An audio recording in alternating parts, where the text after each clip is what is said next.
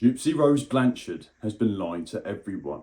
Today we're going to be talking about all the times that Gypsy Rose Blanchard has been caught lying in TV shows, podcasts and interviews. Firstly, I just want to say thank you so much for watching my video, commenting on my video, leaving a like, all of that. My last video did really well.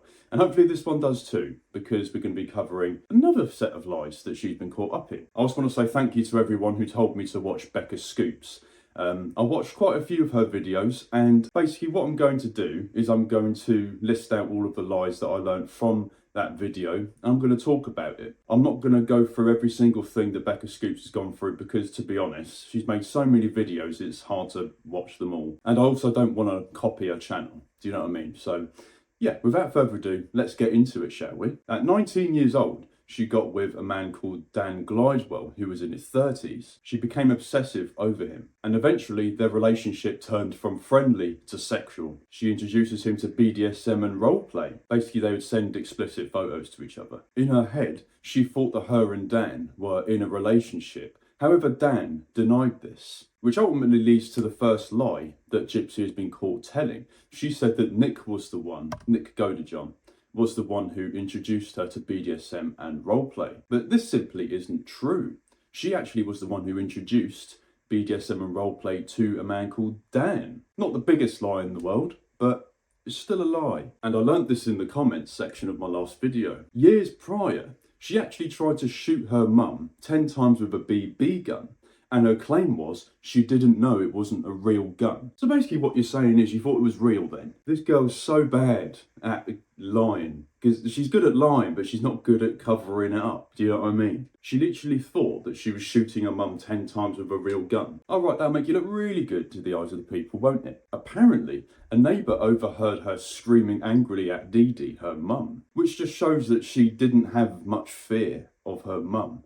She says that her mum was abusive and, you know, controlling and this and that, but she's more than confident enough to shout angrily and scream and lose her temper at her. Just kind of contradicts her whole, my mum is abusive. If your mum's abusive, then why are you shouting angrily at her? Surely you'd be a bit wary of her, you know what I mean? I covered a little bit of this in my last video, but she is a master manipulator. Basically, she says exactly what she thinks will make her look good in the eyes of others. And to be fair, it might be a learned trait from her mum, Dee Dee. I'm not going to pretend that Dee Dee was an angel, but she probably taught her some manipulative tactics. She regularly says on podcasts, I don't identify as a murderer. I didn't do the killing, I was just a part of it. Don't associate myself as a murderer, because if you think about it, yes, I had a part to play in it. I asked Nick for help. And how that conversation started was, you know, he was saying that he would protect me from anyone. I said anyone. He said yes. I said even my mother. He said yes. And then the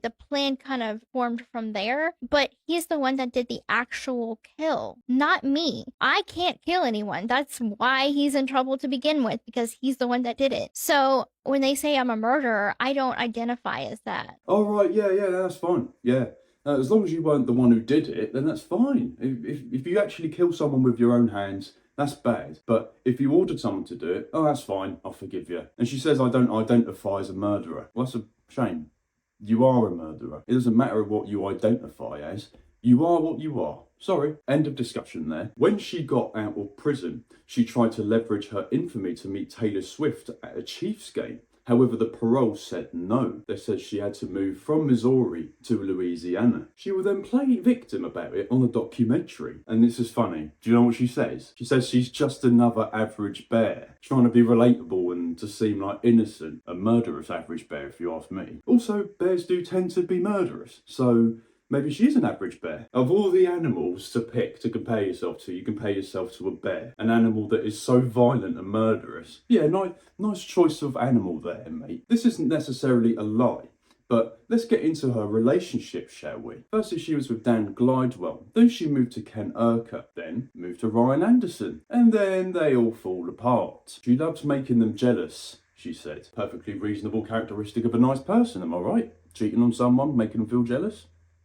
Just saying. She also cheated on Ryan with Ken shortly after her release from prison. Cheating, not the worst thing in the world, but it's not the best thing in the world, is it? Let's be honest. You can't portray yourself as an innocent little lamb and someone who wouldn't hurt a fly when you're cheating on people, okay? It's just not how the world works. She regularly claims that she wants to live a private, quiet life and hates the fame, whilst making TikToks about her abuse story, talk shows, even having books written about her. The complete opposite of what someone who wants a private and quiet life would want. And let's not even get started on her interviews. Her body language screams deception. Deception meaning lying. Head shaking no when speaking the truth. Usually, and I mean usually, when you're speaking the truth, you don't shake your head no. When you shake your head no, that means that you either can't believe what you're saying, you don't want to be saying what you're saying. And she's saying her truths whilst doing that. Her body language is telling us all that it needs to know, and her mouth is not following up with her body language. Shoulder shrugging as well. She'll shoulder shrug quite a lot in these interviews. And shoulder shrugging basically means that you either feel uncomfortable with what you're saying or you just don't know what you're saying. And she clearly doesn't know what she's saying. Avoiding eye contact as well. When you're lying, you try to avoid making eye contact with people because you can't really face someone and look them in the eyes when you're lying about something. But especially if you want to appear truthful, you don't want to make eye contact with someone because it almost feels like people are like, their eyes are burning into you, they're examining you.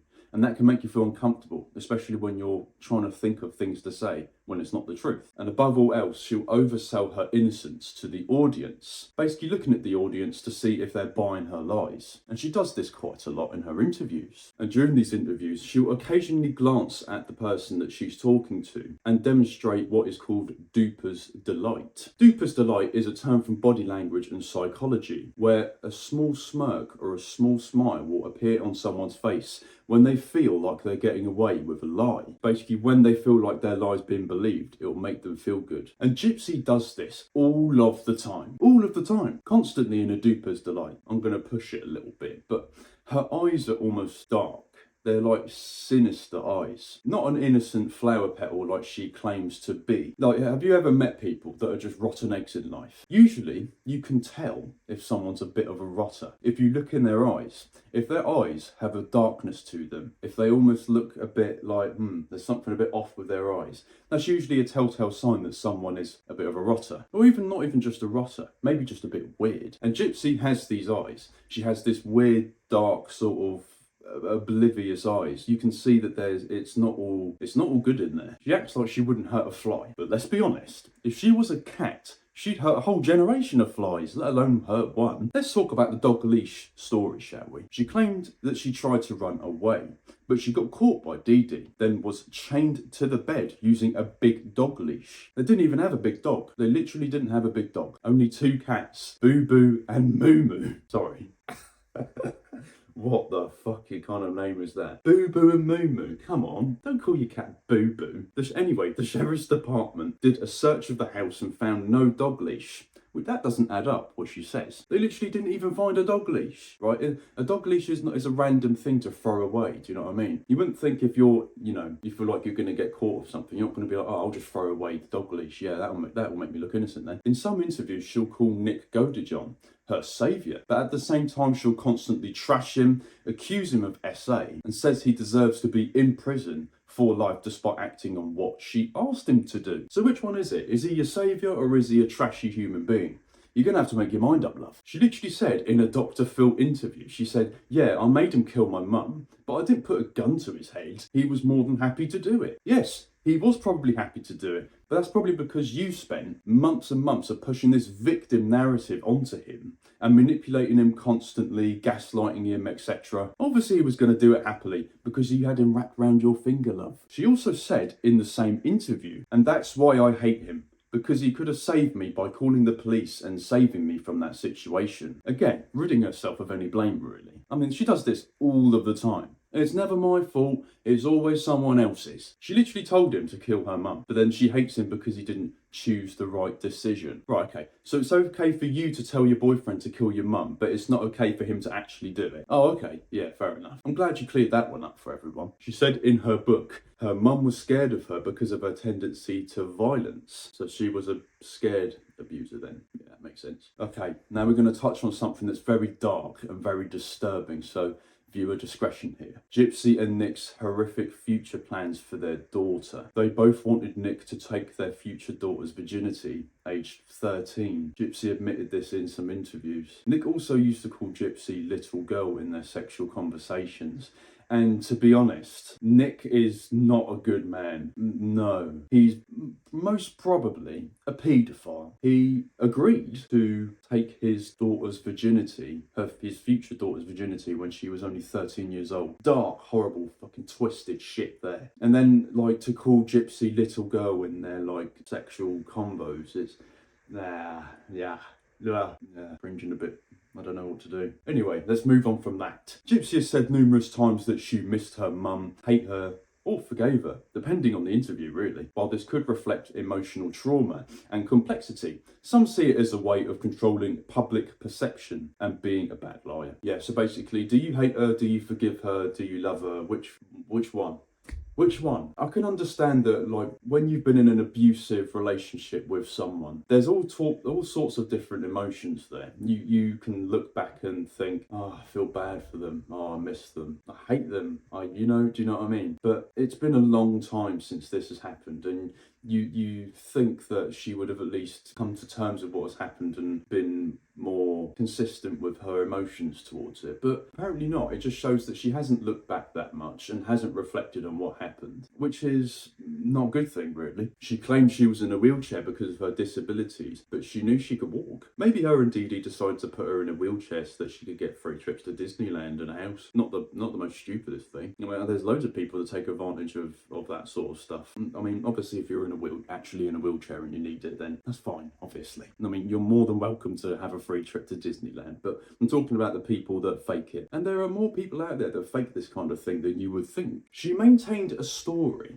that her mother was bedridden, a claim used to support emotional abuse. But documentation indicates Dee Dee remained active and functioning. Well, I wouldn't call her active. I mean, she's not exactly the fittest woman in the world, is she? Also, I'm just going to say right now, how can she be a physically abusive mother if she was bedridden? Bedridden means that you're literally like stuck to the bed because you have an injury, or you're bedbound basically. You can't get out of the bed very easily, if at all. So how can she be physically abusive to you and control you and everything if she's stuck on the bed? That doesn't make sense. If she told you can't go somewhere, you just go there. What's she gonna do? Get up? She would portray her mother's Munchausen by proxy diagnosis as fact, but to be honest, I think it was probably fabricated by her legal team as a defense strategy. It would make a lot of sense. In one of her documentaries, she said that her and Dee Dee were painting each other's nails after having just made up from an argument. Her mother then said to her as she was going to sleep, "I'm starting to feel more relaxed now. Please don't hurt me." Why would her abuser be telling her not to hurt her? That doesn't make sense. If anything, that indicates that you're the abuser because they're begging you to not hurt you. You know what I mean? That leaves it for this video.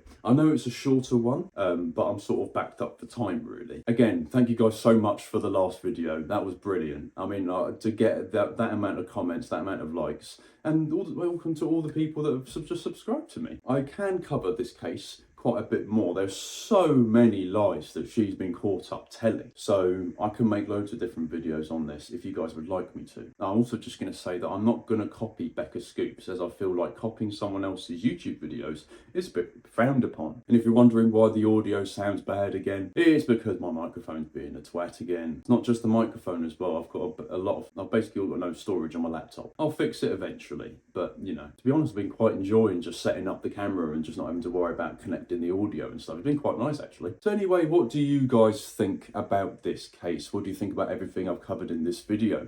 If you've missed out anything, please leave it in the comment section down below. Please leave a like. Please subscribe to my channel. Welcome to my channel. And I'll see you guys in the next video. Take care.